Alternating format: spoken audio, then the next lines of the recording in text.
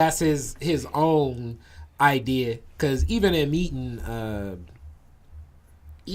one of the Illich sons, like, I mean, it's more humble. Like, sometimes I believe we place these, I mean, our current president, like, because people honor the idea of people having money so much that we place like a level of precedent and honor and respect on people just because we believe that they have a certain amount of money in their bank account, like they're more intelligent or that they function better, and that's true. Whatever. I mean, they're just human beings, and they were in a position at a time, and they took advantage of certain decisions at the time where things made sense. What Mike Ilitch did in starting Little Caesars is the story that's told to me. I know the real story ain't nothing like what really happened, just because the real story of any business is. I would go as far as to say most businesses are probably operating at somewhere like 7 to 12.5% margin drop loss. I mean, Joe Louis Arena, the whole idea where people were surprised that Joe Louis Arena was behind on all their DTE. And I'm like, yeah, man, because real business is the guts of it. I know marketing team, me. If you have me do your marketing, I'm gonna make all things to trade and Jennifer look like Jesus is about to come back specifically to go to the event if I'm doing it the right way. And that's the marketing story that's sold to you. But the reality of it is something completely different, and you gotta detach yourself from what is being packaged and presented to you, and implant yourself in the reality of what is really happening. Who are the people that really make this engine go? How does it happen? Where does it happen? And it's sad and unfortunate that due to racism, I'm gonna say that, and sexism, that some of the people you worked with would prejudge everything that you were doing and look at it as it's little, it's dismissive, it's mom and pop, and not say to themselves, damn, her taking advantage and being an entrepreneur is actually the way to play this game of America the best.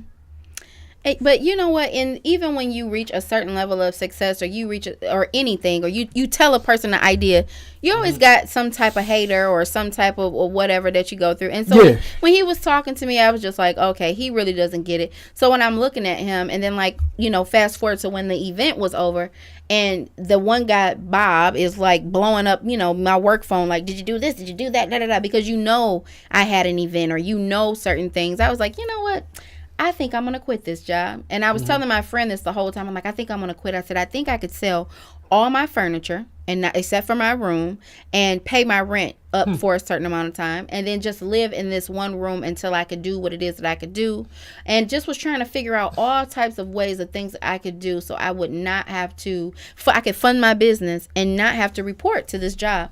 And so, I actually sent an email to say that this is my 2-week notice. And this was the Tuesday that I came back from having my event in October 2014. And I sent an email and just said, this is my official 2-week notice. And I was hoping and praying that because usually I noticed that they would kind of tell people to leave when they gave their 2-week notice, because I don't know if they feel like you're going to give away the secret to the sauce or whatever it is. But I was just thinking like, yes, please just release a sister. And figure out the butter in the pan. We can get it cracking. I'm like, get me out of here. And he said something, and he says, well, I'm assuming that you have another job. I wanted to be like, it ain't for you to assume. I was like, yes, I do. And he says, oh, okay. Well, we'll start, because he was trying to tell me that they were going to try and bring somebody in so I could train them. Negative. Not happening. I'm like, I got to get out of here and think about my plan of what it is that I want to do. So when I left work that day, I went right home and I canceled cable, because broke people I cannot afford cable. And I canceled cable. I kept my Wi-Fi. While I could afford it. That eventually got shut off too. And I kept my Wi-Fi and stuff while I could afford it. And you know what? That gave me a whole lot of time to think about, this is what you've done. Because in my over 30 years at the time, I had never quit anything. I was always a worker, had several jobs, was able to take care of myself. You had like 3 jobs at 15. I know. I'm like working on these jobs. So I'm like, this is not me. So when that Monday came up, I'm like, I'm so stupid. I quit my job and I don't have any money. I had like $1,500. I had the pickup, paid this, it was just, It was stressful. So I kept going, and pushing. I was trying to make everything work. I signed a lease for office space because it was cheaper than my place. I'm like, I could just live there. I just had all these different things in my head about like what it is that I could do if this didn't work out. But in that time, I had a lot of time to think about my vision. Like, you quit your job, so why?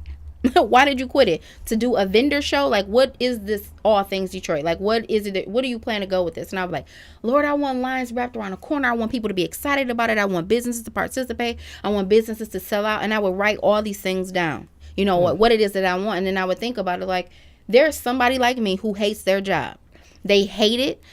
They go to work every day. You're miserable. You're looking crazy. Because I looked crazy when I worked every day. I wore this sweater because it was always cold. I didn't care. My face was looking crazy. And it showed on my face how miserable I was.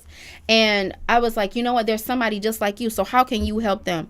Being personable in this business that I do. Because I love the people that I meet. Some of them, they kind of get on your nerves a little bit. Right. But just that person who's so passionate about their business. We have a propensity for crazy. Yes. And like just people who I meet that were like, I don't know how to figure it out. I'm trying to do this with my business. I'm trying to do that. And I'm like, boom, that's what I need to do. I need to be, someone who's helping people with their marketing and everything. But I had already had my business, which is called Ask Jennyfer. And I was like, you know what? Ask Jennyfer does All Things Detroit. And we're just all for, creating opportunities for small business. And as this thing grows, I'm going to meet a lot of businesses. And it's just like working to, get this thing done. So when I promote All Things Detroit or promote something, I do it, people know that it's a person who loves it, who loves what they do. Because when you love what you do, you're more happy about it. You're more happy to get up and put that foot forward. And so I just want people to understand why I do it, and why I work with small businesses. And I want them to enjoy All Things Detroit, but I also want that one person who wants to start their own business to be like, you know what? I can't quit my job right now because I have 3 kids. But what I can do is, not go to the club and invest in myself and not do these things and just take the steps, because it can happen. Because a lot of us think, if I had $1 million, if I had $10,000, then I could do this. If I had this, then I could do that. Because I was that person who felt like I couldn't do anything unless it was like a big sum of money fell into my lap or something like that. Okay. And you know what? I figured out, like, no, it doesn't have to be a big sum of money. But you know what? I always say chances make champions. When you put what you put into it is what you get out of it. And sometimes you got to put all the time, you got to put a whole lot more into it than what you get out of it. And then what you'll get out of it in the beginning. But overall, when you are consistent, like, it definitely works out. But you got to manage your fear, because it's scary.